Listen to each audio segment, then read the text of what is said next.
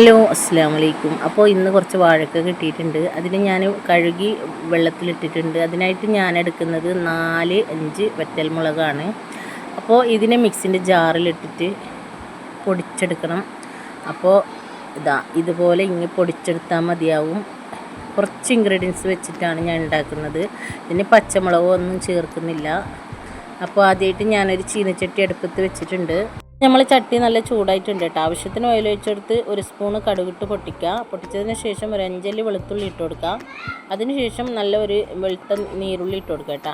ചെറിയായിട്ട് കട്ടാക്കിയത് ഇട്ട് കൊടുക്കുക. പൊടിയാക്കി കട്ട് ചെയ്യണം. എന്നിട്ട് നമ്മൾ ചതച്ച് വെച്ച ആ വറ്റൽമുളക് ഇട്ട് കൊടുക്കുക. വറ്റൽമുളകിൻ്റെ പച്ചമണം മാറുന്നത് വരെ വഴറ്റി കൊടുക്കുക.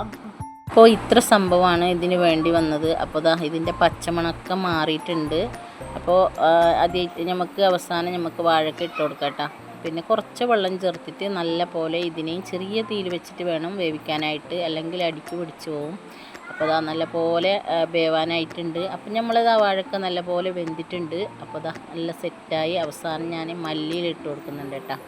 അപ്പോൾ ഇതുപോലെ ഒരു ഐറ്റം നിങ്ങളും ഉണ്ടാക്കി നോക്കി വീഡിയോ ഇഷ്ടപ്പെട്ടാൽ ലൈക്ക് ചെയ്യാനും ഷെയർ ചെയ്യാനും മറക്കരുത്. നമ്മളെ ചാനൽ സബ്സ്ക്രൈബും കൂടെ ചെയ്യുക, സപ്പോർട്ട് ചെയ്യുക. അസ്സലാമു അലൈക്കും.